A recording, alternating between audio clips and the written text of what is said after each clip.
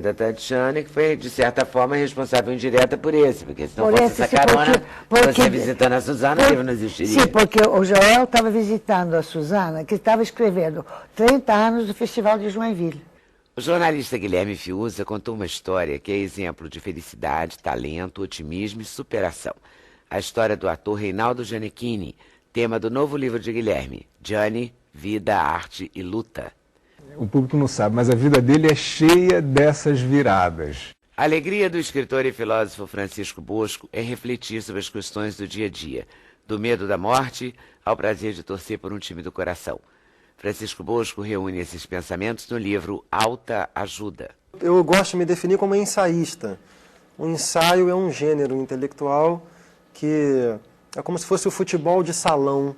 É um gênero um pouco menor.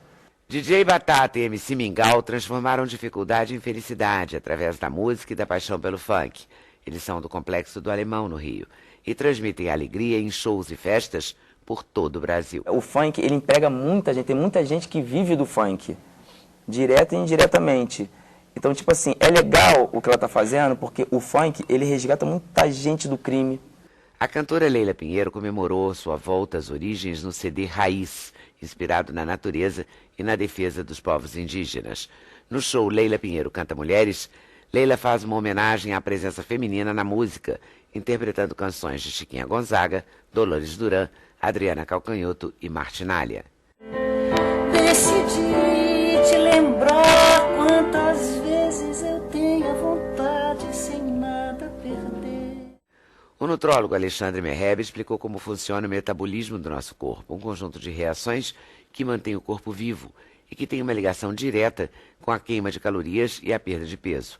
Merhebe falou dos alimentos e dos exercícios que ajudam a manter a saúde em dia. A gente aceita hoje que a gordura ela não paga qualquer despesa energética.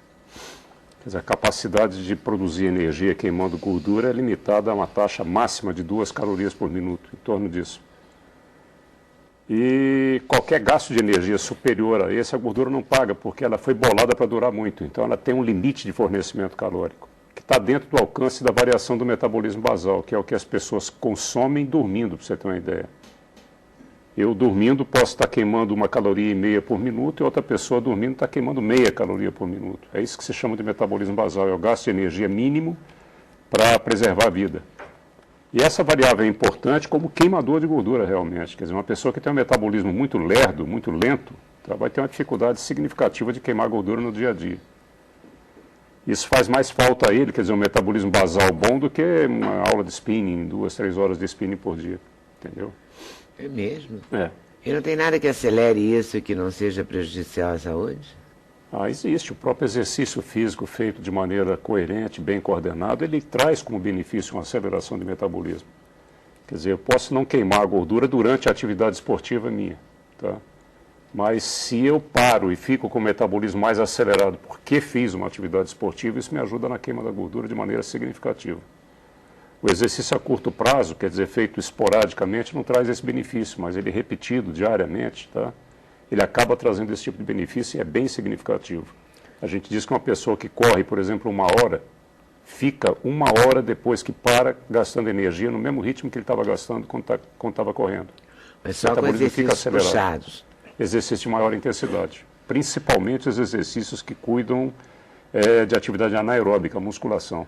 Tá? A musculação ela traz mais benefícios para o metabolismo basal do que a atividade aeróbica. Poxa. Você ganhar uma massa muscular, depois que ela tem quer dizer, o indivíduo já está bem condicionado desse sentido anaeróbico, ele tem uma aceleração de metabolismo muito significativa. Na programação dietética que a gente faz, a gente não recomenda que você faça exercício durante a dieta, porque o exercício aliado a uma boa alimentação, ele acelera o metabolismo. Agora, se eu fizer o exercício em condições de carência alimentar, quer dizer, privação de calorias, dieta, que é o que você vê na maioria das vezes, é isso, né? Você vai para uma academia, tem um cara malhando feito um condenado, comendo alface, agrião, cebola, enfim, ele não está comendo nada, tá? Isso daí gera uma crise de energia que acaba detonando o sentido inverso, quer dizer, ele desacelera o metabolismo por defesa. Tá? Eu já vi numa academia uma moça desmaiar, assim, na frente, cair durinha, sabe? durante o exercício. E o professor ficou bravíssimo. Falou, você não pode ficar comendo uma folha de alface e vir malhar, não sei o quê. É por isso, tipo então, de porque a pessoa associação pode... Você vê no spa, né? Você tem spa fazendo propaganda de que você vai para lá comer 300 calorias por dia e gastar 3.000, tá? Isso é uma agressão absurda para o organismo. A tireoide, quando percebe isso, ela vai tomar providência defensiva. Quer dizer, ela calcula que o indivíduo está numa crise que não é voluntária, está faltando comida. E aí ela cuida de desacelerar a taxa metabólica para preservar a vida. Então o tiro sai pela culatra. Você está tentando acelerar o metabolismo e acaba conseguindo desacelerar mais ainda. Mesmo que você consiga perder algum peso com essa associação esdrúxula, né, de muita atividade e pouca comida, você não vai conseguir manter isso depois, porque a taxa metabólica cai. Você vai virando um Fiat, né, que cada vez faz mais quilômetros com litro de gasolina. Tá? Virando um Fiat, bom. Agora, se você faz todo tipo, no caso da Terezinha, que corre a beça, aí ela está sempre com o metabolismo acelerado, então. Certamente, ela e o porque Guilherme. se alimenta de maneira proporcional ao que faz. Né? Pelo Esse menos se espera isso. Se espera. Eu tive um problema exatamente disso. Veio uma resposta que eu estou procurando há muito tempo, porque eu consigo fazer dieta em 72 horas, eu consigo perder peso, depois eu estabilizo, não consigo perder mais. Por mais que eu fique sem comer e treinando forte, eu não consigo baixar meu percentual de gordura. Consegui uma resposta que realmente me satisfez. Obrigada.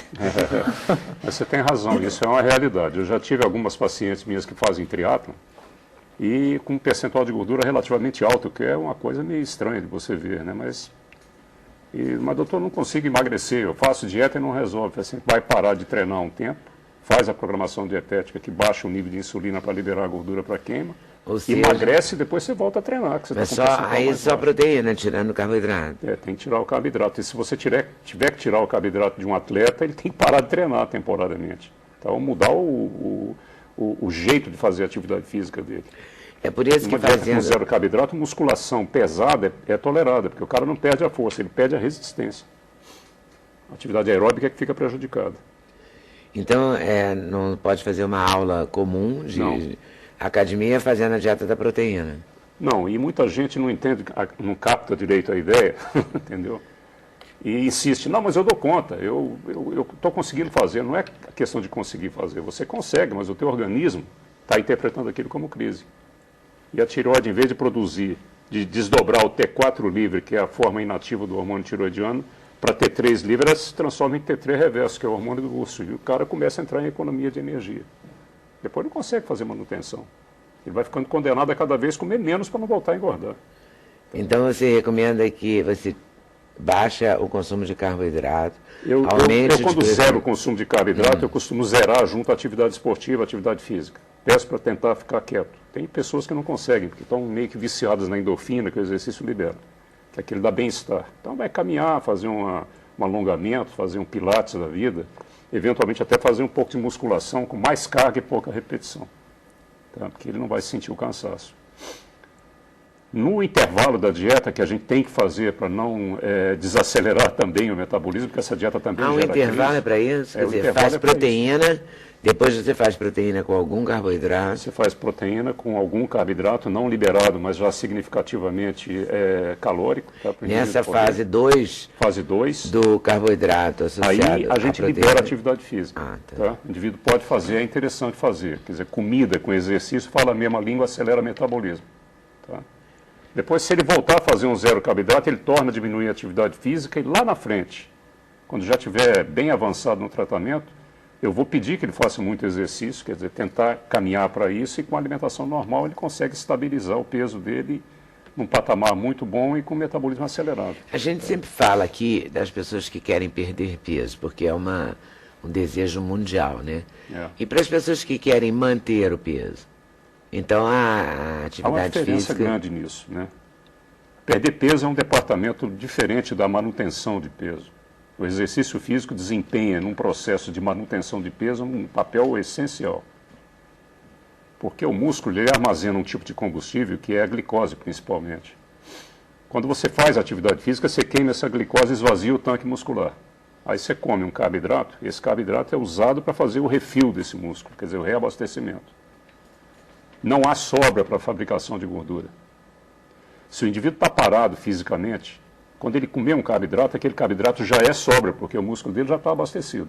Tá? Então vai fabricar a gordura.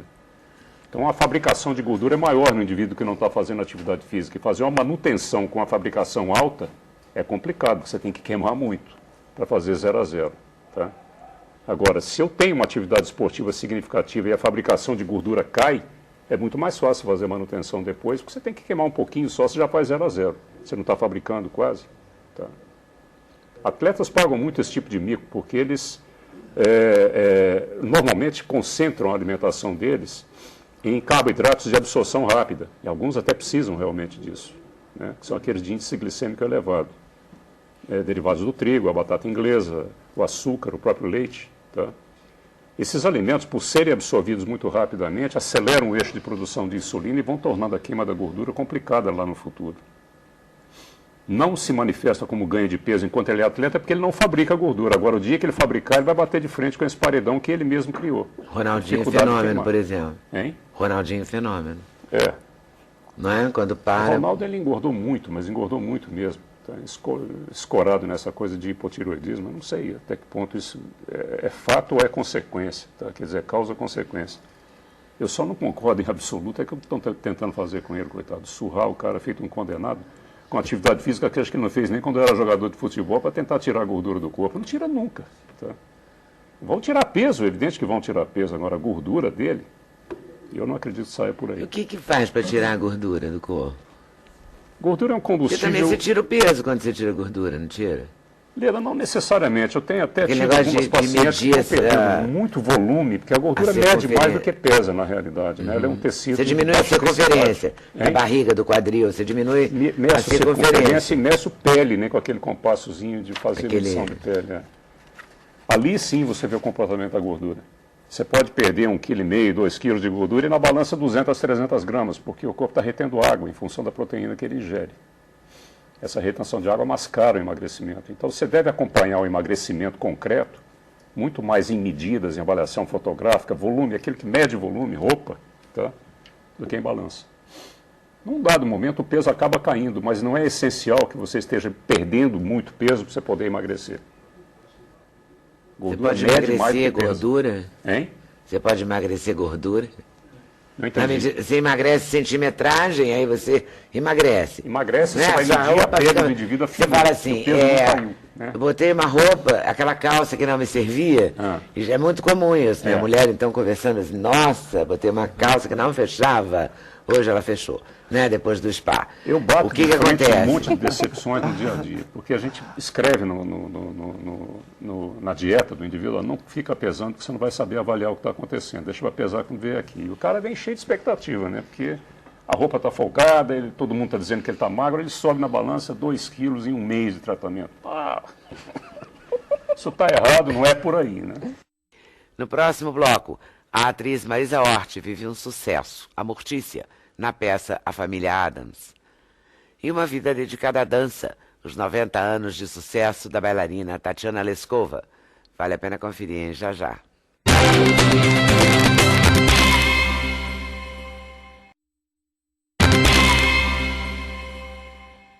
Em 2012, a atriz Marisa Hort esbanjou alegria, vivendo no teatro um sucesso eterno da TV, da Broadway e do cinema.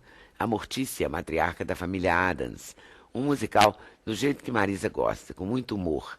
A adaptação brasileira foi feita por Cláudio Botelho. Marisa Hort, a família Addams. Isso. E está em São Paulo bombando já. Bombando. Estreamos na quarta-feira de cinzas em São Paulo. Tá até hoje lotado. Ótimo. Então, assim, eu digo que eu nunca tinha feito tanto sucesso. Tá gostoso divulgar essa peça. Com teatro numa mesma cidade. Porque eu já fiz sucesso com teatro, mas você tem que viajar. Você tem que buscar o público. Ficar sediada numa cidade só e ter essa quantidade de público, eu não conhecia isso. Legal, né? Que bom. Essa vista do palco, assim, cheião, fazia tempo que eu não tinha durante tanto tempo. Então, tô louca para vir pro Rio, porque eu acho que a pessoa tem que vai gostar. Em pleno verão, né? Verãozão. E já sabe onde teatro. O figurino é pesado, mas tudo bem. O decote é grande. Mas tem muito turista nessa época. Tem muito turista. Pois é, né? O pessoal que trabalha ali no Time for Fun deve saber disso, né? É um hit, né? Vir para o Rio de Janeiro. É altíssima temporada para todo mundo, né? Para nós também, que trabalhamos com espetáculos. Mas você ia fazer uma pergunta? Eu te interrompi. Você falou que o figurino é pesado. Não, porque é uma peça...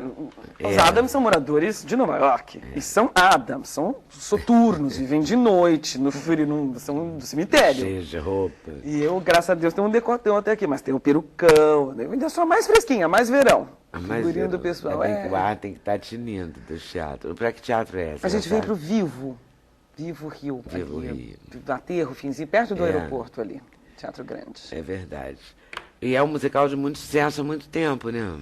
A história dele é engraçada. Quando ele estreou em Nova York, não foi exatamente um grande sucesso inicialmente. Aí chamaram o Jerry Zaks, que é um diretor que a gente teve a honra de trabalhar com ele. Mestre. Daqueles diretores que te ensinam a fazer comédia técnica. Um grande nome da Broadway, um grande nome dos Estados Unidos. E ele deu uma remodelada, aí melhorou. Aí virou um sucesso. Aí quando eles fizeram a versão para o tour americano, eles editaram de novo, cortaram. Foi um grande sucesso. Quando trouxeram para Brasil, vai ser América Latina, Brasil e Argentina. É uma quarta versão. E eu acho que isso é um dos grandes sucessos, porque ele é coeso, ele é enxutinho, é cena boa, cena boa, cena boa, sabe? Não tem aquela barrigona de musical, que às vezes você fala... Podia tirar isso. É bom, mas é meio chato. Não, isso aí é... Tem gente que detesta musical, gosta. Amigas minhas intelectuais, agora você está fazendo musical, coisa chata. Dia seguinte liga, não, mas é aquela hora, que não sei o que, e aquela parte é legal, assim, eu tô muito feliz com isso. Eu também nunca tinha feito um musical. Ele veio dirigir vocês? Oi? Ele veio dirigir a versão Os americanos vieram, o Steve Balt, eles vêm de novo para rearranjar para o Rio de Janeiro, para mudar o espaço, vamos ter algumas substituições no ensemble, um pessoal maravilhoso também. Ensemble é o coro, né, tem os personagens, os falantes e tem os bailarinos, cantores, que a gente chama de ensemble, que é uma baita ideia legal, que é como se fosse o dia de finados para ele. Naquele dia a gente abre a cripta e celebra os nossos mortos. Então vem os mortos, que é o coro, que são os Adams que já morreram. Tudo mau elemento, uma delícia. Mas você me pergunta... Você está se divertindo. Eu estou gostando muito, estou gostando bastante. É um espetáculo bem gostoso de fazer. E essa versão vai ser só para o Brasil ou essa versão vocês também viajam para a Argentina? Ou eles montam lá com o elenco argentino? Com os argentinos. E aí outra adaptação. Você falou, a adaptação daqui foi o Cláudio Botelho que fez, né, do texto. E eu acho que a música tem piadas boas, coisa que é muito rara. E tem piadas locais, né? Tem coisas que são da realidade do Brasil. Os atores estão ajudando muito nesse sentido também, tá? Colocando as suas... Mas não, o Cláudio fez uma adaptação bem esperta, bem bacana. Porque tem piada boa. Um dos autores, depois eu descobri, que trabalha junto com o Woody Allen, o tal do Marshall Brickman. Então tem um tipo de humor tão ácido, é maravilhoso. Assim, eu não posso contar as piadas, mas tem piadas boas. Porque é muito difícil musical. Porque musical geralmente é aquela piada familiar, né? Não, tem piadas... a família toda? Família toda. Gomes, Daniel Boaventura, eu, Mortícia, nossos 2 filhos, Vandinha e Feioso, Laura Lobo e Gustavo Daneluz, o Tropeço, que é o mordomo meio Frankenstein, que aqui teve os monstros, que o Gomes virou o mordomo, fundiram num personagem só. Não, é a versão do filme. O mordomo, a vovó, que é a Inádia Carvalho que faz, 102 anos. O Fester, que é o Galvão, carioca. E tá felicíssimo que a gente vem para cá, todos nós. Orquestra com 12 pessoas, maestro, é um baita espetáculo, é muito lindo. Você canta lá? Canto. Ah? Eu venho tentando cantar há 20 anos. E canta bem. Banda Vexame. Não, canta de fazer show. Sam Lune, Vexame, agora tô com romance. Eu venho dando minhas cacetadas faz um tempo já. Acho que agora eu posso dizer que até canto bem. E você vai fazer uma novela, que é a da Maria Adelaide. Você viu? Que Murphy trabalha bem, né? Tanto tempo, agora caem as duas coisas. Estou muito feliz, porque a Maria Adelaide e o Vincent, que é o parceiro dela, vão co-escrever. Que bom. Disseram que esse papel era para mim, já peguei os primeiros capítulos e é muito engraçado, é muito bom. E é para você mesmo? Eles estão dizendo, a gente, depois de certo tempo de carreira, a gente aguenta todo tipo de coisa. Olha, a sua cara, você fala... Meu Deus, essa é a minha cara. É igual comprar roupa, né? Que vem a vendedora e diz, é a sua cara. Mas isso aqui é a sua cara, e papel então. Papel dói um pouco mais. Mas não, parece que tá muito divertido, muito mas boa. deve ser engraçado, né? Quando você não acha que tem nada a ver, né? O que estão achando de mim, né? Porque com roupa é duro, né? Você fala, é a sua cara, você olha e fala, meu Deus. Eu não achava que eu era engraçada. Eu não achava que eu era engraçada. Demorei anos para admitir que eu era engraçada. Então eu parti de um ponto bem longe também. Depende de onde você parte em termos de autoconsciência, né? Se você está muito longe também, o choque é proporcional. maior, né? Mas eu acho você tão engraçado. Pois é. Eu acho que todo mundo acha, não sei. Você já acostumou? Olha, outro dia eu estava falando para uma amiga que estava ali fazendo também, ela deu um show, uma das substitutas, porque a gente tem muitos subs, cada papel tem outros atores que fazem também, é incrível, assim, tem bailarinos, que são os captain dancers, que sabem coreografia de 4 pessoas. É mesmo? Cada um. Daí um dia, um machuca o joelho, ele faz aquela coreografia, outro dia o outro, ele faz a outra coreografia, que a voltinha não é para a esquerda, é para a direita, eu não sei como eles conseguem fazer isso. Também não posso É uma coisa incrível. Mas eu me perdi, os subs, por que eu estava falando isso? Porque tem várias pessoas... A comediante, eu estava contando para ela, e ela é uma cantora lírica fantástica, ela pegou um papel, eu não tinha visto, muito engraçado na cena. Eu falei, amiga, você é comediante. Não pense que são só os homossexuais que tem que se assumir, os comediantes também. Porque todo mundo quer ser a mocinha, querida. Eu sei. Mas eu nunca peguei papel de Julieta, nem aos 9 anos de idade. Sempre fui a Ama ou Romeu, entendeu? Nunca peguei. É uma figura essa moça. Não é uma questão de idade. É uma figura. A gente tem uma imagem de Marisa Hort. Vamos ver, familiares? É rir pra não sofrer, a vida é pra viver. Então vamos dançar, meu bem. Se eu machuquei você, foi sempre sem querer. Perdoa e vem pra cá, meu bem. Pra mim, porém, não há amor maior, mas há também bandinha ao meu redor, a filha e a mulher. O amor não sabe ver, não tem como escolher, meu bem. Minha mãe me disse para eu tomar cuidado com homens espertos de língua de prata. O que me falta em profundidade, eu compenso em superficialidade. Você realmente acha que pode me fazer vacilar com uma piada? É a última tentativa antes que eu apele para o clorofórmio.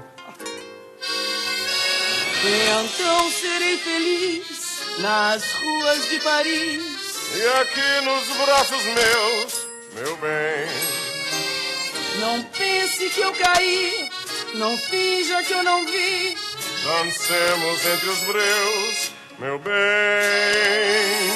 E sendo assim, passado já passou. Segura em mim, que o amor mal começou. Eu sei que eu fui vilão, eu sei que errei a mão, tolo e canastral. E agora estamos só nós dois.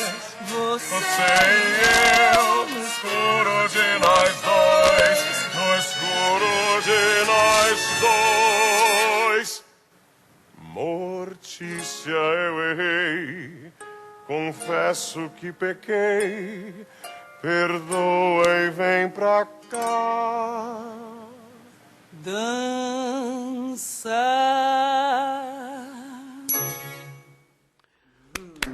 Que dá uma vergonha. Mas finalmente queria fazer um elogio a quem fez essa a filmagem. Porque pelo menos a gente viu, né? Não, tá mais bem feito, né? Porque teatro filmado parece uma coisa clandestina, né? Fica esquisito, mas esse tá limpinho, direitinho. Bonitinho. Muito bom. Então, tá em cartaz de São Paulo. Isso, até 16 de dezembro. E estreia no Rio de Janeiro, dia 10 de janeiro. E onde está em São Paulo? Está no Teatro Renault. Ex-Teatro Abril, mudou de nome aí faz 15 dias. Ali na Profunda Brigadeiro, comecinho da Brigadeiro, pertinho da Praça da Sé. E agora, Rio de Janeiro. No Vivo Rio, Janeiro. 10 de janeiro. Provavelmente já tem ingressos à venda, que é toda uma estrutura gigante. Vamos ficar só 3 meses aqui. É pouco. A bailarina Tatiana Leskova é filha de russos, nasceu em Paris, mas se radicou no Brasil há 60 anos. E desde então se tornou uma referência para a dança brasileira. Tatiana lançou o livro As Aventuras de uma Bailarina Solta no Mundo, onde reúne imagens de momentos importantes da carreira dela. Foi um livro, começou o título... Esse título é muito bom. Mas o título foi um livro que foi publicado em 2006, escrito pela Susana Braga. E o título veio para esse livro, foi copiado. Mas copiou do seu próprio livro. Do meu próprio livro, lá escrito, e aqui estou para olhar. Mas eu fiquei muito, assim, espantado, todos os bilhões que vocês estão falando. E a arte, a dança, o teatro aqui está tão mal das pernas, no sentido subvenção. É triste, porque você vê esse livro, existe porque eu trabalhei durante 6 anos numa grande companhia de balé. E eu dançava mais ou menos 300 a 350 vezes por ano, porque a gente tinha matinê e soirée 3 vezes por semana.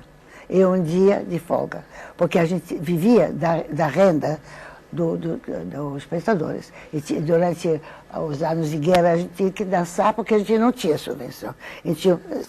Então nós éramos pagos pelo rendimento que dava o espetáculo. Mas isso é uma coisa do meu bisavô. Pois é, eu queria começar com a sua história. Você nasceu... Eu nasci em Paris, em 1922. La Belle Époque, Les Années Folles, em dezembro. E eu vou fazer 90 anos. Daqui a pouco, se eu chego lá, mas eu vou chegar. Vai, sim, claro, com certeza. Mas eu tive sorte. E como é que você chegou aqui, no Brasil? Eu cheguei primeira vez em 42 com o Ballet Russo de Monte Carlo, que se chamava depois Original Ballet Russo. Depois eu voltei em 44. Você veio dançar a primeira vez? Dançar.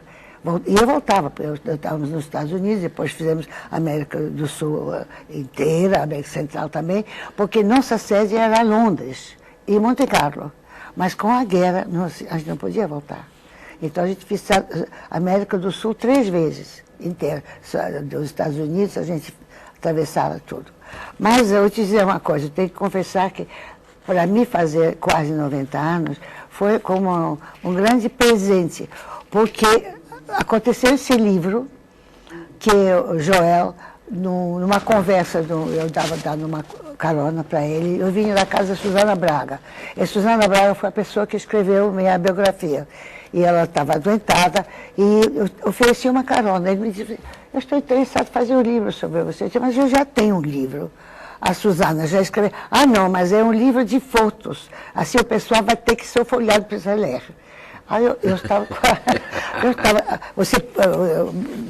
Eu digo, bom, eu tenho um monte de fotografias há tantos anos que eu sou na arte, da dança, e se você quiser, você escolhe. Ele escolheu de caixas e caixas, e que ele encontrou isso.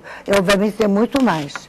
Então, algumas pessoas até que faltaram fotografia, porque eu não tinha. Você faz o segundo volume, Tatiana não. Missão.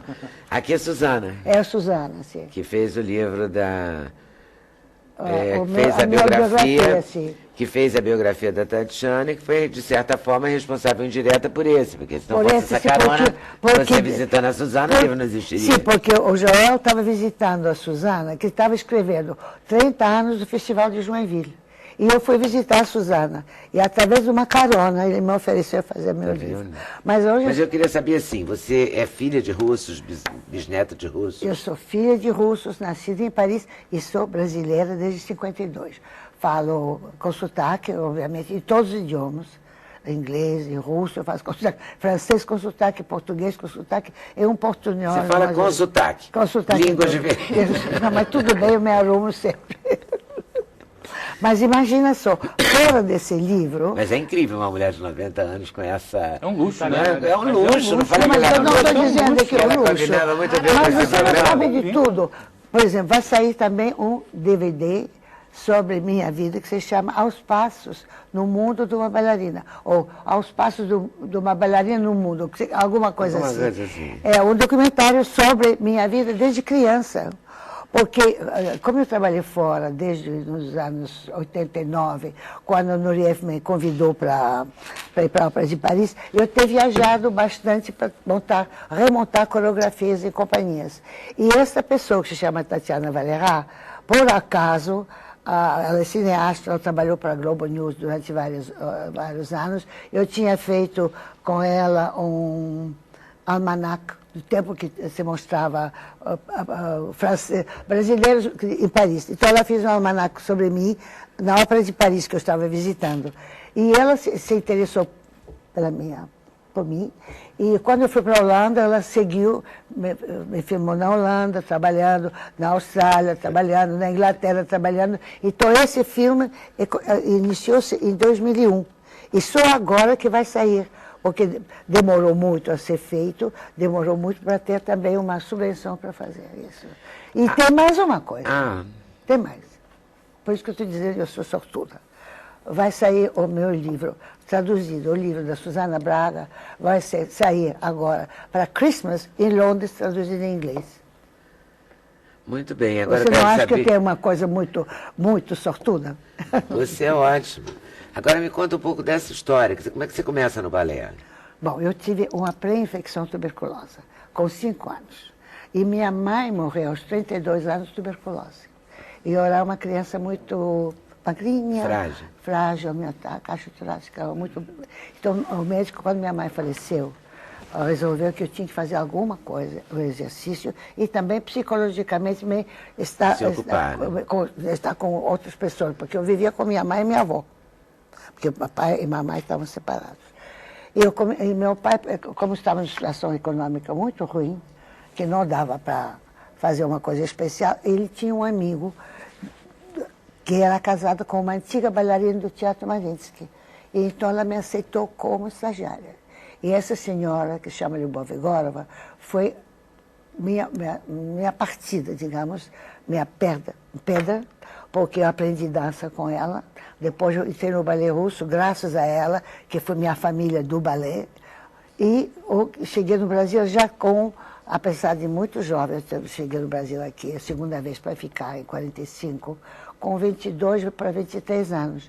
Mas eu tinha já uma bagagem muito grande, tendo trabalhado na Austrália, nos Estados Unidos, no Canadá, em toda a América do Sul, toda a América Central, e tendo trabalhado com artistas maravilhosos, e eu pude aprender vendo e conhecendo gente extraordinária, porque a gente sempre aprende um do outro.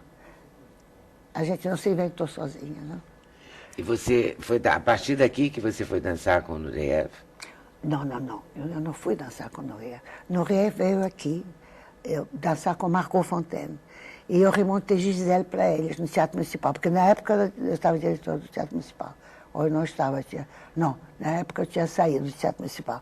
Mas a Dalal tinha organizado como empresária trazendo os dois. E eu remontei a Gisele para eles dois.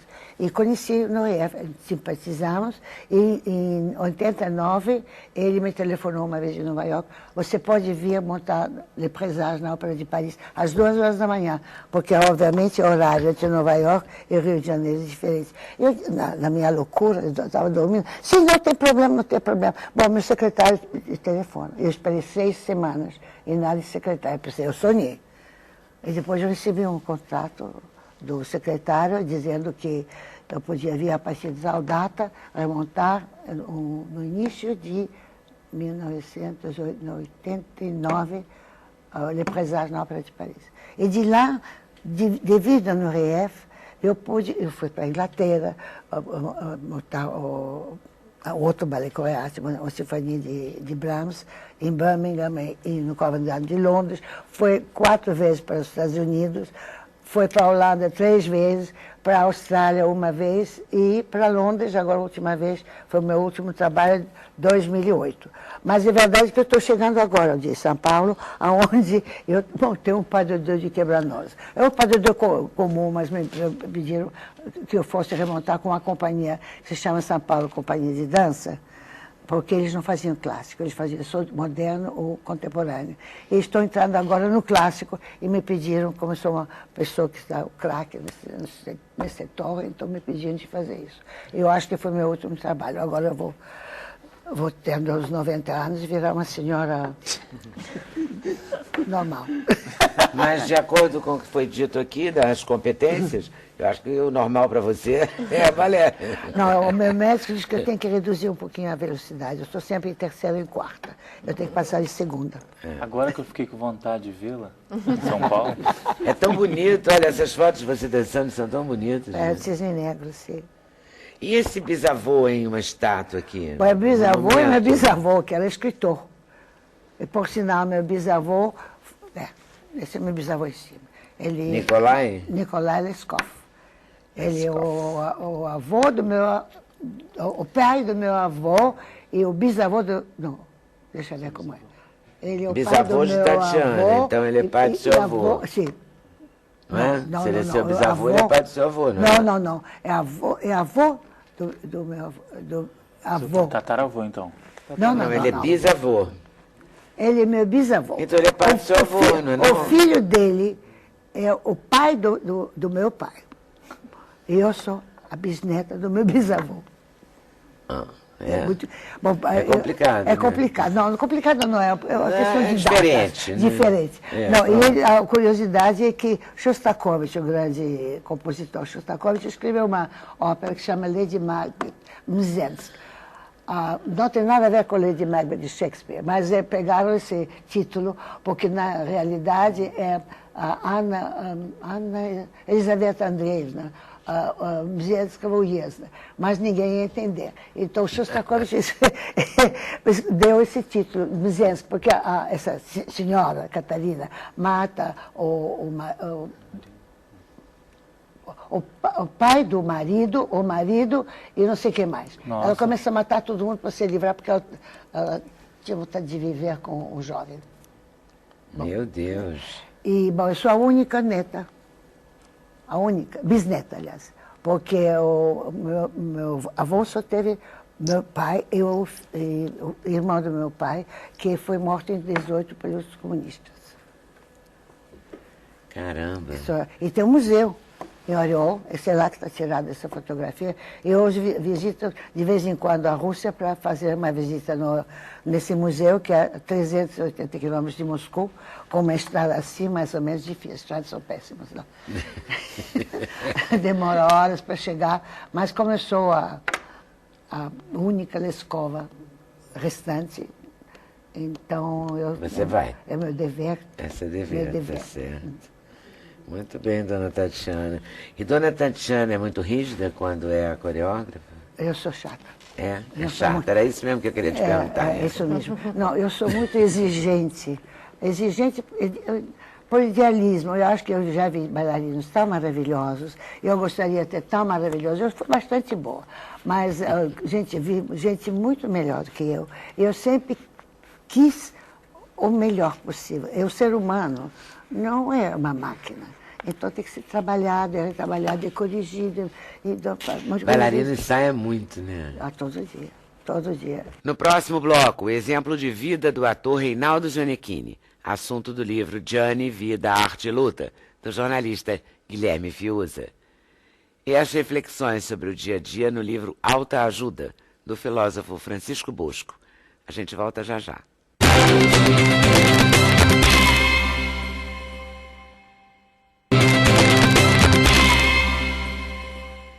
O jornalista Guilherme Fiuza escreveu sobre a vida de um ídolo e exemplo de talento de superação, o ator Reinaldo Gianecchini.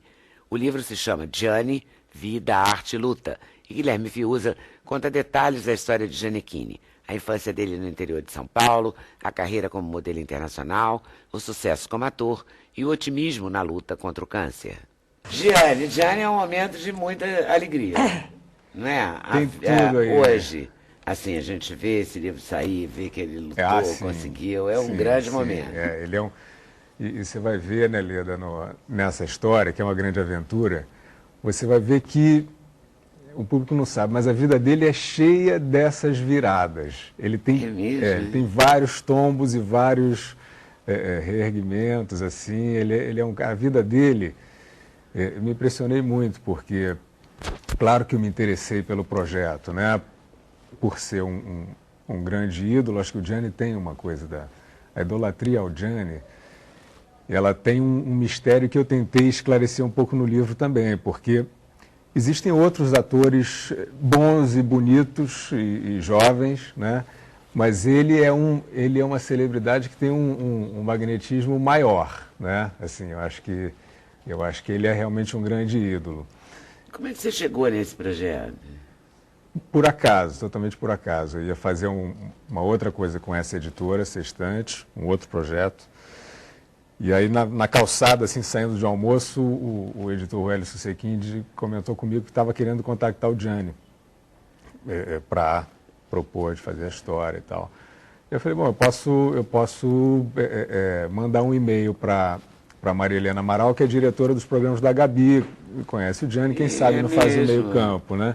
Maria Helena Amaral, adoro. Maria Helena, você conhece, né? Muitos anos, minha amiga do peito, pois é. Conheço o tempo do hoje, ó, nem vamos entrar em detalhes.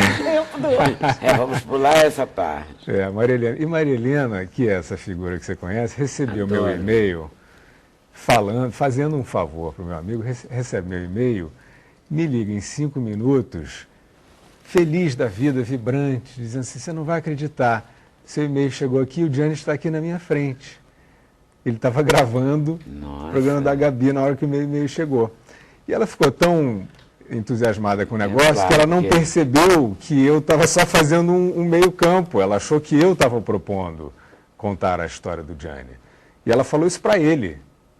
Acabei de chegar um e-mail do Guilherme Fiuza aqui, não sei o que você acha? Ele falou, pô, acho ótimo e tal. E aí o Gianni já me liga, assim, e aí... Fechou. E aí eu tive que desmentir nesse primeiro momento. Poxa, seria uma honra, mas eu não posso, estou entrando num outro projeto, vamos procurar juntos um autor.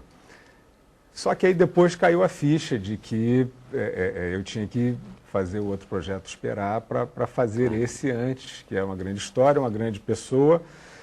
E o que eu via até esse momento era só isso, quer dizer, um grande ídolo, jovem, tendo que lutar contra a morte de repente, né? Então, é claro que isso é uma grande história.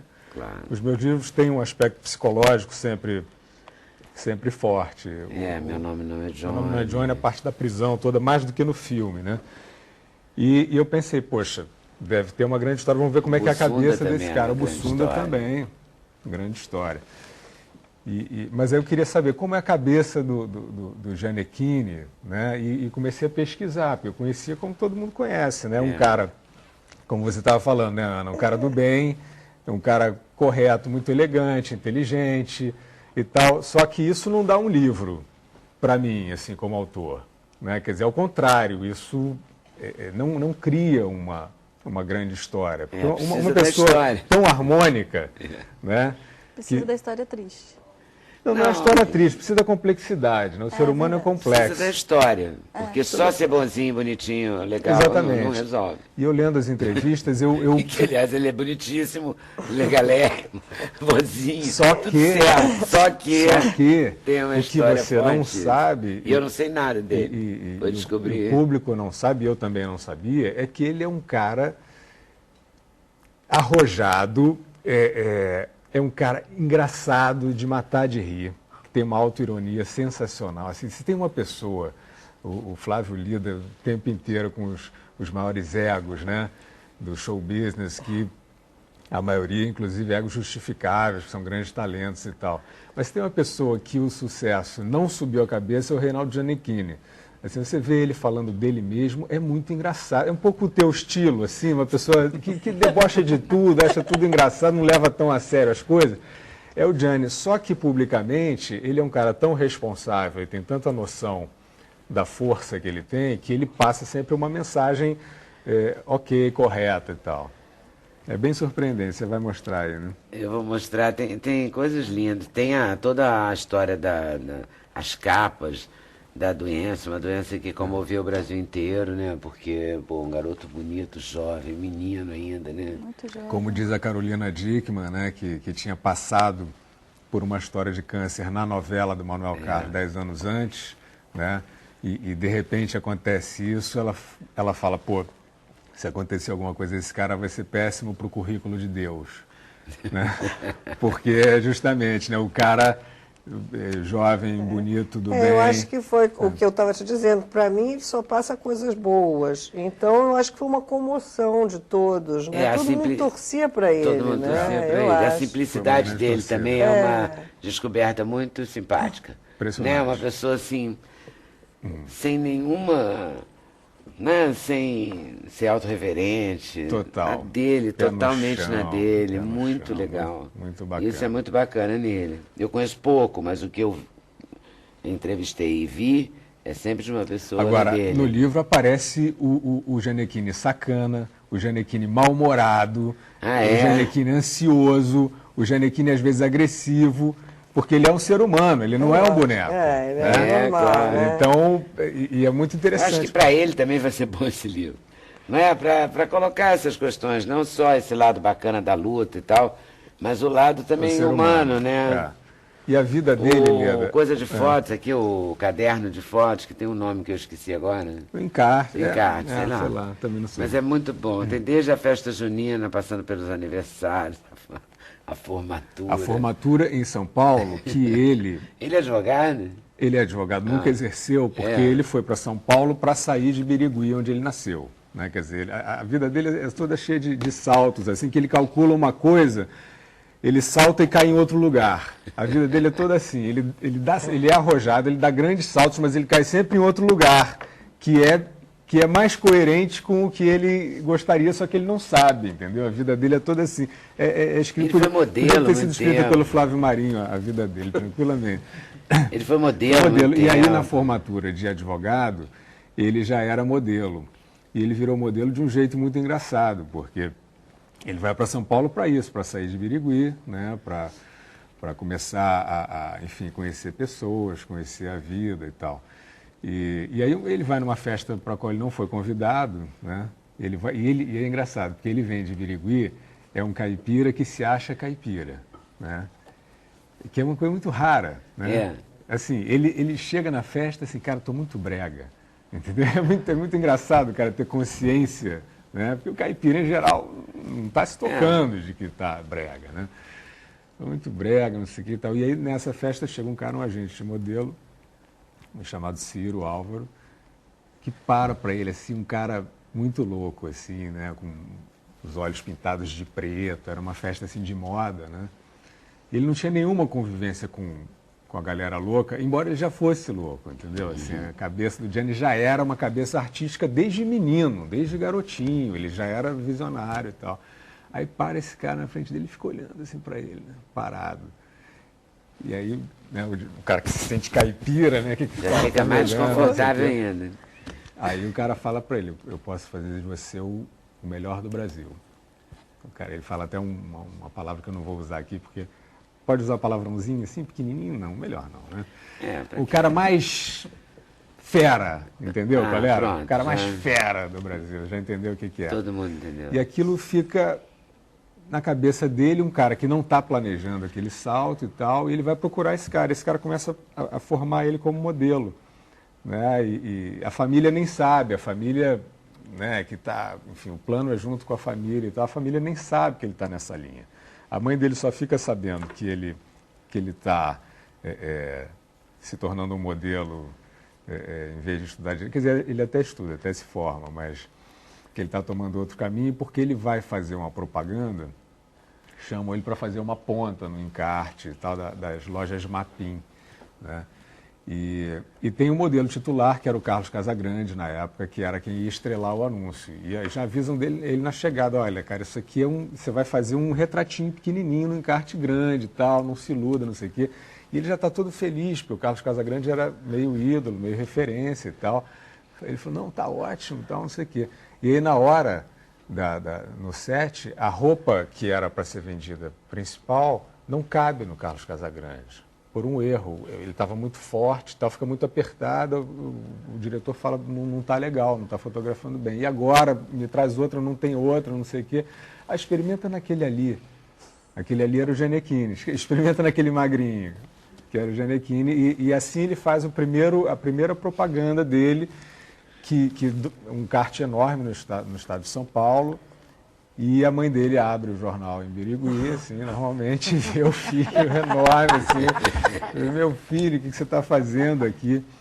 O escritor e filósofo Francisco Bosco tem prazer em refletir sobre o cotidiano, as pequenas e grandes questões de cada dia. No livro Alta Ajuda, ele reuniu textos publicados nos últimos 7 anos em revistas e jornais, ensaios e pensamentos sobre as relações humanas, o prazer e o tempo.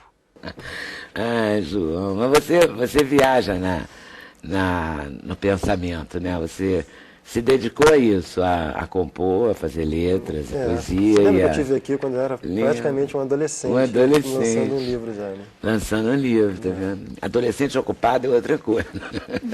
Também funciona bem. Mas adolescência é adolescência, né? Ninguém escapa, né? Eu também não escapei. Ninguém escapa. Todo mundo sofre. João, me conte tudo. Francisco, né? João é o pai. Francisco, desculpa. Eu estava procurando sua ficha aqui e não encontrei. Você encontrou aí? Não, eu virei um dentista nessa ficha. Não tem aqui para mim também não. Interessante mesmo. Mas eu posso te ajudar se você quiser. Me ajuda? Então me ajuda. Francisco Bosco. Francisco Bosco é carioca? Francisco Bosco é carioca. E é formado em filosofia? Eu sou formado em teoria da literatura. Teoria da literatura. Tese sobre Roland Barthes. Tese sobre Roland Barthes. Professor e palestrante. Mas você é um pensador, né?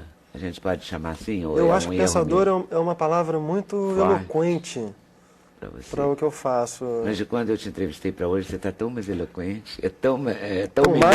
Tão mais ou tão menos? Mais, muito bom. Eu acho... A imagem que eu fiquei sua é que você quase não falava. Eu já não me lembro bem. Tá vendo? Mas também tem muitos anos. Naquela época que eu vim, eu era mais poeta. E eu me realizava melhor escrevendo.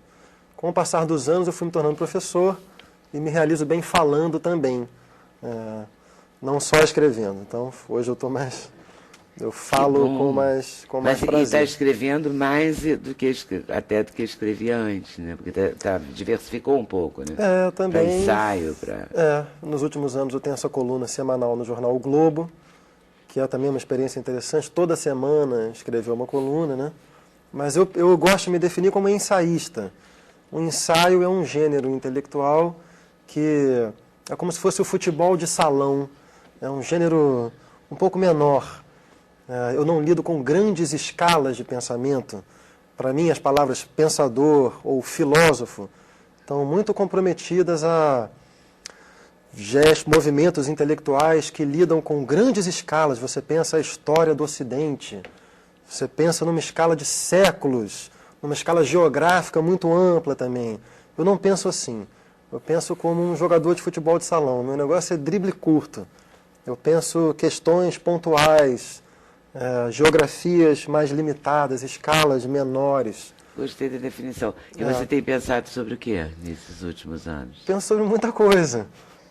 Penso sobre cultura popular brasileira, psicanálise, filosofia também, mas sempre uma marca do meu trabalho, e por isso esse livro se chama Autoajuda, trazer... Alta ajuda. Com L. Alta com L, trazer sempre o abstrato teórico para o concreto. Isso pode parecer uma obviedade, mas na história do pensamento, as ideias elas se autonomizaram um pouco dos problemas a que elas deveriam servir. Então, muitas vezes você lê, eventualmente, até grandes autores, e a certa altura você já não sabe mais a que aquelas ideias estão se referindo na realidade, né? Então, eu tenho um compromisso muito rigoroso de estar sempre remetendo as minhas ideias a problemas concretos da realidade. Então, também por isso esse livro se chama Autoajuda. Então, quais são os problemas concretos da realidade que mais te preocupam? Muitos. Por exemplo, tem um ensaio nesse livro sobre as drogas, sobre o álcool e outras drogas.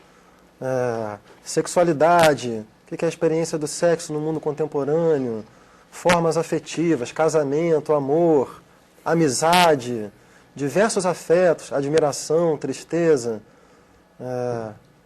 o futebol do Brasil, a questão da lei no Brasil, são temas que são temas de interesse comum. O que isso significa, né? Quando, na minha trajetória na universidade, quando eu fazia mestrado e doutorado na Universidade Federal, às vezes eu passava no corredor e tinha um cartaz com os títulos das defesas de tese. E às vezes havia títulos assim, o desenvolvimento da forma pronominal oblíqua no português seiscentista. Isso não é uma questão comum, isso é uma questão para especialistas, né? As minhas questões são questões de interesse comum e eu procuro dar a esses problemas de interesse geral uma percepção insuspeitada. Posso te dar alguns exemplos se você quiser. Eu posso usar uma expressão muito batida, mas que é pelo que eu entendi, que é um outro olhar. Isso, né? Exatamente. Sobre aquele fato cotidiano. Exatamente. O compromisso do ensaísta, eu acho que é o compromisso de ter um outro olhar. Ele não está muito preocupado em comprovar aquilo que ele está dizendo através de um estudo minucioso da tradição. Você quer lançar uma perspectiva nova sobre aquele tema. Então, por exemplo, um texto que eu gosto especialmente desse livro. Existe uma expressão coloquial que é a ficha não caiu, ou a ficha caiu, né? Basta você ligar a televisão, sei lá, outro dia agora passou Olimpíadas, né? Aí o atleta brasileiro ganha a medalha de ouro. Primeira coisa que acontece é vir um repórter com o microfone na boca dele e falar, a ficha já caiu. Ou o próprio atleta fala, a ficha ainda não caiu. O que significa essa expressão, né? Para a psicanálise, existe uma relação entre o desejo e o objeto do desejo, que é uma relação de desencontro. O desejo nunca encontra perfeitamente o seu objeto. É por isso que o desejo está permanentemente se repondo. No momento que o desejo encontra o objeto deixa de ser o objeto do desejo, né? Então, o que acontece? Esse desencontro constitutivo, ao mesmo tempo que ele realimenta o desejo e faz com que as pessoas estejam sempre se renovando, desejando mais, ele é também motivo de sofrimento, de frustração, porque todo o seu investimento, que parece que vai te levar a uma espécie de nirvana ou de catarse absoluta, quando ele encontra a sua realização, é sempre de alguma maneira deceptivo, sempre decepcionante. Sempre decepcionante. A expressão a ficha caiu ou a ficha não caiu, né? Ela é uma espécie ela esconde uma espécie de utopia do desejo. Quando o repórter vai entrevistar alguém e pergunta, a ficha caiu, na verdade o que está em jogo ali é essa utopia de que o desejo possa finalmente encontrar o seu objeto. Mas a ficha nunca cai, porque o objeto é sempre constitutivamente desencontrado do desejo. Então, ele é desencontrado do desejo porque o desejo muda, o objeto do desejo muda, ou porque é fruto da insatisfação. A insatisfação humana é mais forte do que o encontro do objeto com o desejo. É da natureza do desejo. É da natureza humana? É da natureza do desejo, segundo a psicanálise, eu acredito nisso. Não haver a completude. Não haver a completude. Né? Isso na tradição filosófica também, um dos primeiros livros de filosofia do Ocidente, que é o Banquete de Platão, nele o desejo é definido como falta também. Né? Essa é uma das razões da tragédia que é a história do amor no Ocidente. Né? Mas também deve ser uma tragédia a vida sempre em falta, né? Ou a vida totalmente saciada, o desejo totalmente saciado. Talvez o desejo totalmente saciado não exista. O budismo, que postula um estado digamos, de completude em vida, na verdade não postula uma completude, postula um esvaziamento. Né? O que o budismo apregoa é a cessação do desejo, como se não houvesse saída dentro da mecânica desejante. A mecânica desejante ela é como se fosse kármica. Ela sempre se repõe. Isso é um jogo de perdas e ganhos, de frustrações e recompensas, né? Em que está todo mundo inserido. Sua ficha. Minha ficha agora caiu para nós. Eu sabia que eu era fichado. Eu estava achando estranho não ser fichado. Agora pronto, tudo resolvido, você está fichado. Bom, agora estou completo. Está completo. O desejo. O desejo está completo. Encontraram-se. Meu Deus. Mas é disso que esse livro trata, assim, em quais geral... são as suas doenças? Tem um texto aqui, minhas doenças. Tem, esse texto eu também gosto especialmente. Quando você diz, eu acho muito bom, não tenho um tipo físico debilitado, aparento saúde no sentido fisiológico da palavra, mas sempre fui íntimo das doenças. São minhas doenças que revelam que sou o que é a minha saúde no sentido mais profundo existencial. Um pouco, eu acho que hoje tem prevalece uma concepção um pouco rasa do que é a doença, do que é a saúde, do que é a relação entre uma e outra, né? No próximo bloco, a alegria do DJ Batata e do MC Mingau, uma lição de superação através do funk. E a música de Leila Pinheiro, que canta suas origens no CD Raiz. Não saia daí, a gente volta daqui a pouquinho.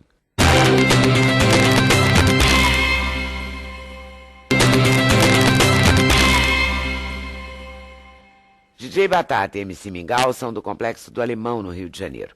Mudaram a história de vida deles, superaram dificuldades graças à paixão dos dois pelo funk. Hoje eles fazem sucesso em festas em todo o Brasil. Aqui no Sem Censura falaram também da alegria da participação na novela Salve Jorge. Vocês estão se divertindo? Ó, demais. Na verdade, a gente costuma falar com o Mingau que a gente está meio que anestesiado, assim, né? Porque, na verdade, a Glória fez o convite pra gente em dezembro. Em dezembro do ano passado. Quase que dá pra comprar um bolo, né? É. Comemorar um ano. Através lá do Renê Silva, do Voz da Comunidade e tal. Enfim. E a gente ficou sempre nessa expectativa. Como que vai ser? O que vai ser? A Glória sempre escondendo muito o jogo, assim. Não, pode ficar tranquilo que vai ser bacana pra vocês, pro movimento funk. E a Glória, ela já dá uma força pra gente já desde a novela América, né? Que ela botou o funk lá, que ela levantou a galera do funk e tal. E eu acho importante pra caramba, né, Leda? Porque o funk, você sabe que ele é oriundo do gueto. Ele vem das classes baixas. Só que o funk, ele emprega muita gente. Tem muita gente que vive do funk, direta e indiretamente. Então, tipo assim, é legal o que ela tá fazendo, porque o funk, ele resgata muita gente do crime. Já teve muito artista, muito MC aí que já foi ex alguma coisa do crime. Tem gente que já tava com um pé lá, tipo, sem perspectiva nenhuma de vida, e o funk deu uma oportunidade de vida. Não quer dizer, são aquelas coisas básicas. Por exemplo, o menino tem 11, 12 anos de idade, o pai dele sai para trabalhar todo dia e não consegue comprar um tênis que ele quer comprar. E aquele tênis que custa R$500, ele vê no pé do traficante. Então você acha que ele quer trabalhar igual o pai dele, que não tem dinheiro, ou que ele quer ser um traficante? Complicado. Então, quer dizer, o funk entra nessa hora aí. Né? O movimento cultural, seja o funk, seja ou qualquer outra ONG, como o Afro-Reggae, né? O Voz da Comunidade, entra nesse momento. Porque ele acha que ele quer ser um traficante para ele ter um telefone daquele do último tipo, para ele ter um cordão de ouro, para ter mulheres bonitas, que são as coisas que os traficantes têm. Então, quer dizer, é muito importante o que a Glória está fazendo, está ajudando. Existem, sim, as letras com erros de português, mas vai dar um ensino bom. Vai dar um ensino bom para essa rapaziada. E, antes de tudo, vai dar sobrevivência, né? Sobrevivência. Vai legalizar a pessoa, né? É verdade. E se a pessoa estudar, pode fazer uma letra sem erro de português. Legal. Tem um lance do proibidão. Eu entendo como um relato. Porque se ele fala que o fulano está com um fuzil na mão na entrada da favela, é porque ele está vendo o fulano com um fuzil na mão na entrada da favela. Né? E a sociedade trata como um proibidão, como música de marginal, como música que está exaltando o traficante. Mas tem umas letras que são horrorosas, né? Tem. Que degradam a condição da mulher. Tem. Que esculhamba as pessoas. Que não é apologia a sexo. Eu não acho legal. Pejorativas, né, Leandro? Pejorativas, destroem a figura feminina. É claro que também tem um monte de mulheres se dando ao desfrute e não sabendo se dar o respeito. Sendo modelo para as músicas. Eu tô vendo, né? Entendeu? Também.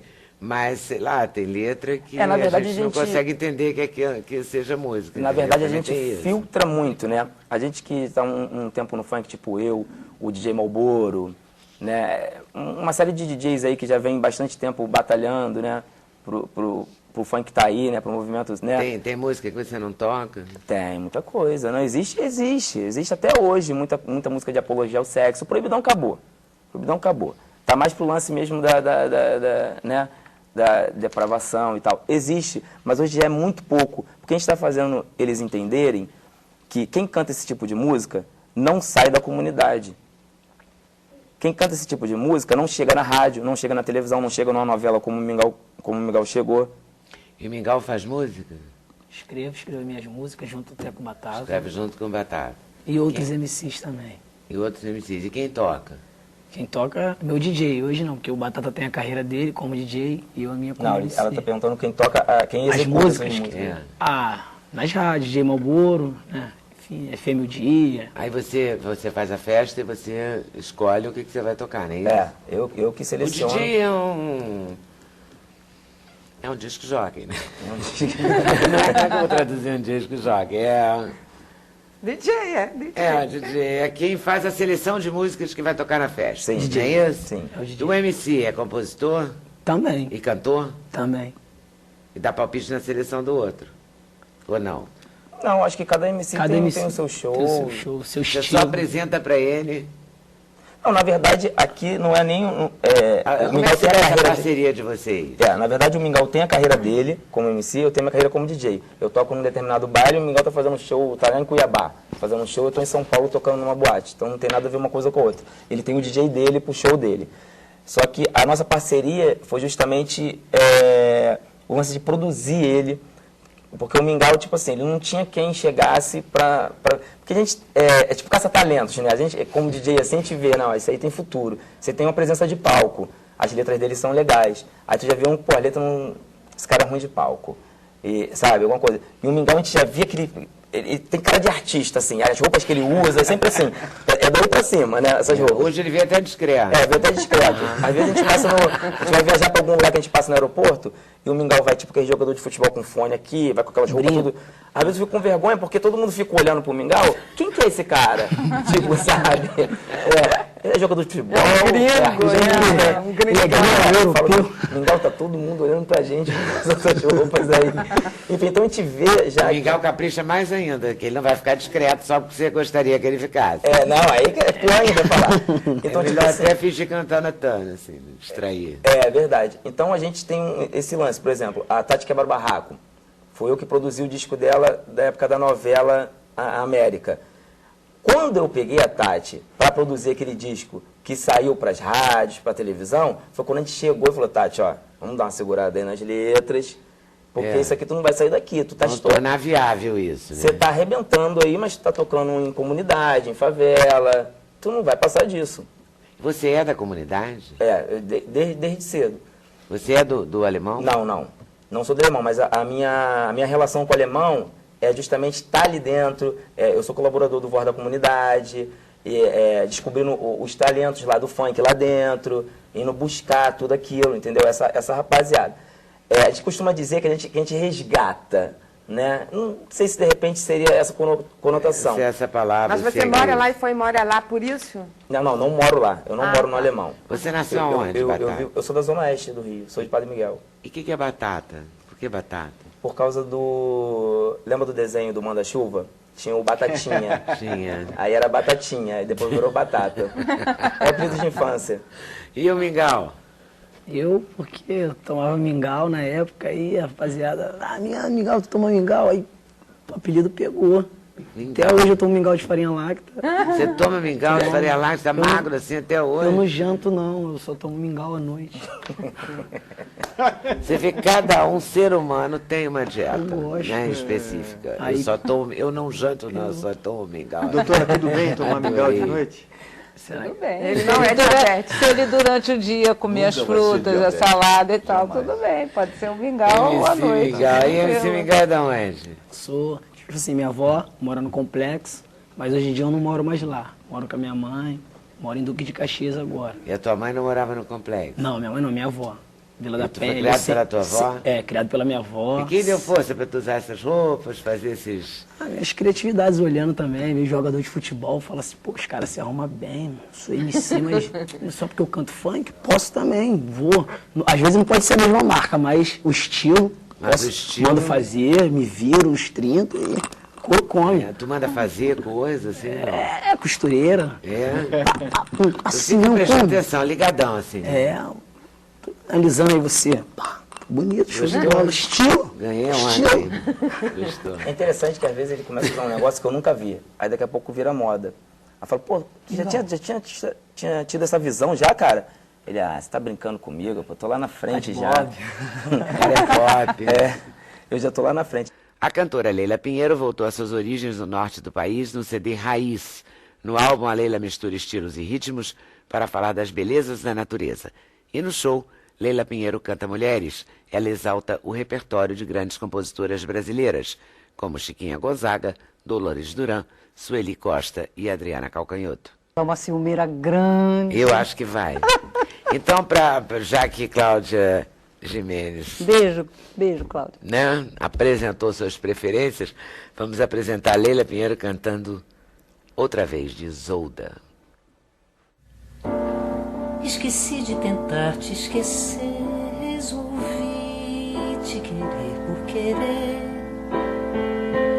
Decidi te lembrar quantas vezes eu tenho a vontade sem nada perder. Você foi toda a felicidade, você foi a maldade que só me fez bem. Você foi o melhor dos meus planos e o pior dos enganos que eu pude fazer. Das lembranças que eu trago na vida, você era a saudade que eu gosto de ter. Só assim sinto você bem perto de mim, outra vez.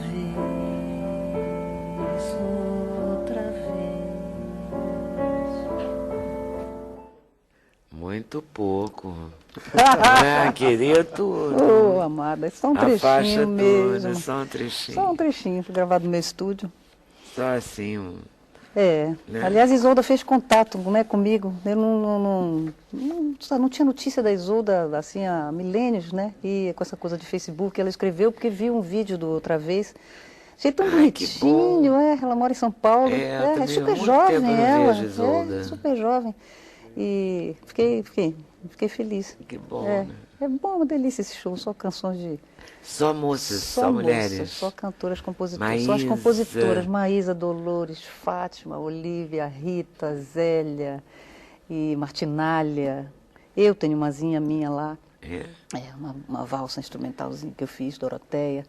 Mas, na verdade, esse show surgiu de Internacional da Mulher e o Sesc com esses projetos lindos sempre. E aí eu tenho um péssimo hábito de você me fazer um convite sobre um tema. É igual, deve ser, penso assim, você dá a ideia do assunto, é uma delícia você preparar um espetáculo né, tematizado. Então era agora, começo do ano, né, em março.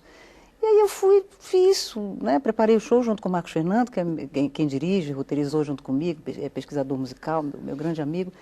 E aí foi ficando tão interessante, porque aí botamos a Adélia Prado pontuando, né, com trechinhos pequenos de poesia.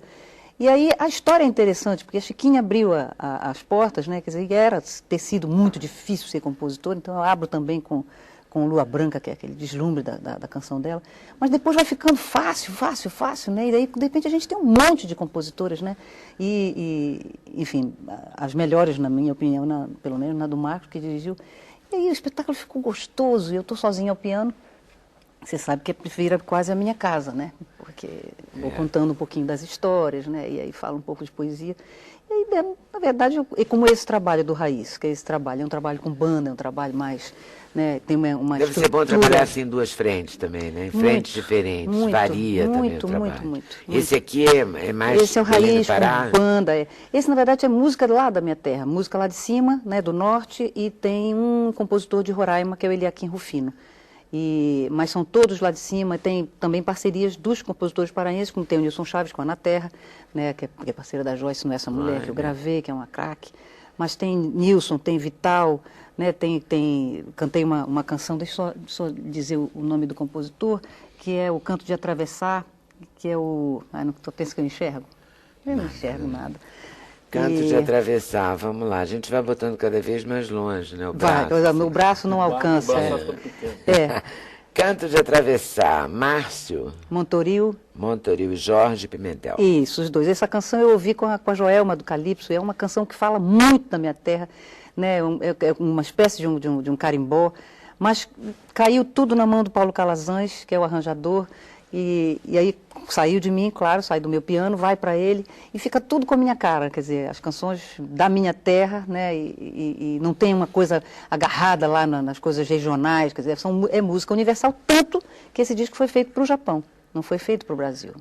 Aí aconteceu a tsunami, a gente antecipou aqui, e deve ser lançado no ano que vem, mas foi gravado para um selo japonês chamado CT Music, e foi lançado aqui no Brasil pelo Atração. E você é do vamos dizer assim, do elenco de Roberto Menescal e o Japão, né? Assim, fazem um grande eternos. Sucesso no Japão, né? Estivemos lá agora em agosto, final de julho e agosto. Eu, na verdade, cheguei no Rio depois de 25 dias na estrada com o Zé Maurício Maclini, que, aliás, faz aniversário hoje. Hoje, é verdade. Parabéns para ele. Zé. Eu dei parabéns no Facebook. No Facebook, pois é. E rodamos esse Brasil com show sobre João Bosco, que foi homenageado, né, do Prêmio de Música. Do Prêmio de Música. E aí, depois de 25 dias na estrada, bati no Rio, troquei de mala e de roupa e fui para o Tóquio à noite, com o Menescal. E aí fizemos lá 4 cidades. Mas é uma maravilha. Temos cidades que eu nunca tinha ido também, que eu sempre vou para Tóquio, mas eu no piano e ele agora é guitarra, uma guitarra eletroacústica. Muito bom isso. É muito bom. Eu acho a independência de você poder tocar, né, cada vez mais é fundamental, eu diria. Você não ficar presa, pelo menos, a 4, 5 pessoas, que é, né, uma banda, por exemplo, que também não estão quase nunca só com você, porque a vida é múltipla, né? Você tem muitas coisas, tem momentos que você não tem show, eles estão trabalhando com outros artistas. Então eu tenho muita liberdade, você sabe, há muitos anos eu ganho a vida e o mundo aí sozinha, com o instrumento. Isso deve ser bárbaro. É uma delícia. É meio solitário, mas é bárbaro. Uma música não tem, como é bom poder tocar um instrumento, deve ser muito bom. É muito bom. É muito bom. É bom também saber entender da música para poder trocar com eles, né? Não, deve ser outro papo. É outra conversa. Claro. Outra conversa. E não depender também, vamos cá, a liberdade é muito importante. Acima de tudo.